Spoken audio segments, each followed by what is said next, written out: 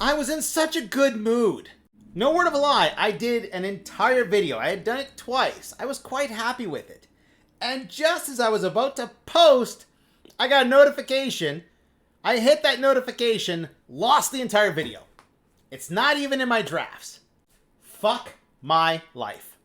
All right, I'm going to give you my rate prediction at the end of this video that I am sick of making. But before that, I'm going to talk about the taco trade and Richard Nixon.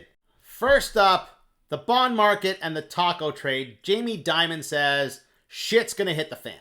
And when shit hits the fan, people are going to panic. That's probably going to be good for us because of the taco trade. Now, I'm seeing a storm brewing here, okay? So let me set the stage for you.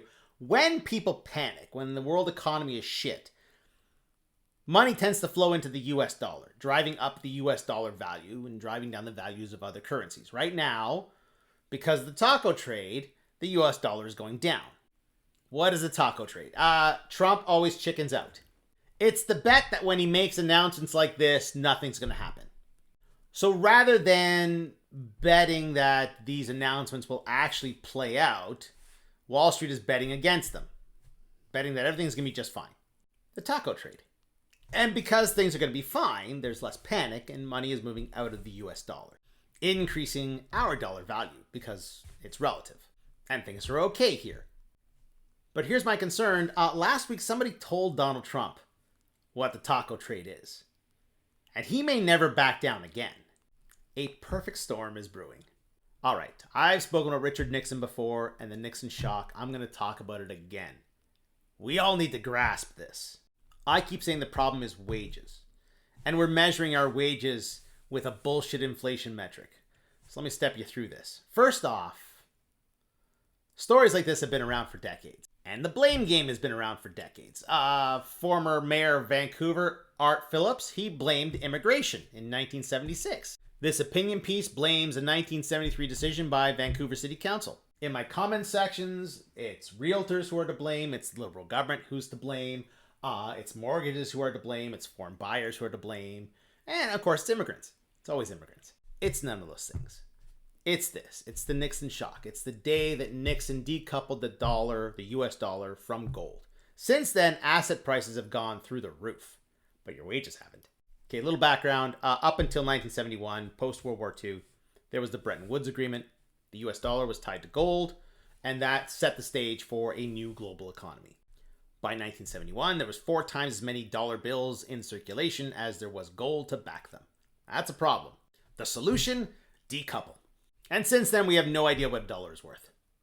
No, really. So this is the 30 years prior to the Nixon shock, okay? It's $100 in 1941. Would cost $252 in 1971.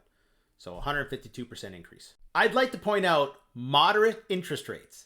Post-Nixon shock, $100 in 1971 would cost you $472 in 2001.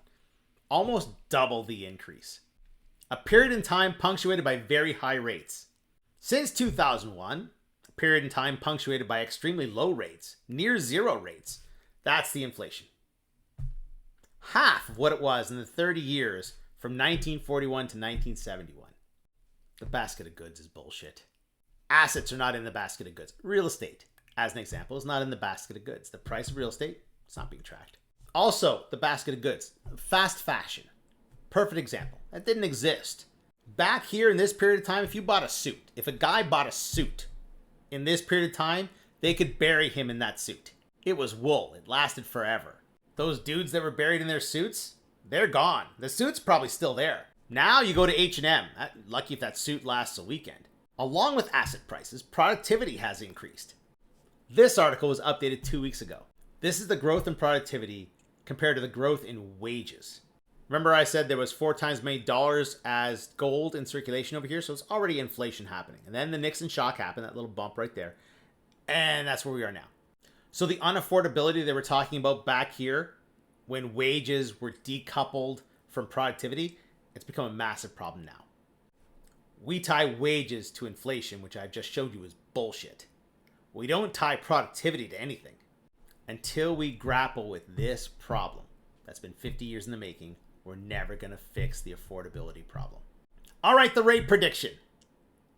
But first, this tidbit, because it's going to affect the rate announcement. OPEC Plus oil producers stick to their guns, and another big hike for July. 411,000 barrels per day. And they have said they are going to keep increasing production every month until all production cuts are done with. As an oil producing nation, we tend to cut rates when oil gets cheap, and oil is going to get cheaper. We have 5 rate announcements left and 3/4 of a point to go, because I think we're going to be at 2% by the end of the year. I think it's going to be an on again, off again schedule for rate cuts. We were off last time, so going to be on again this time. A 1/4 point cut. Because the economy is going to slow down.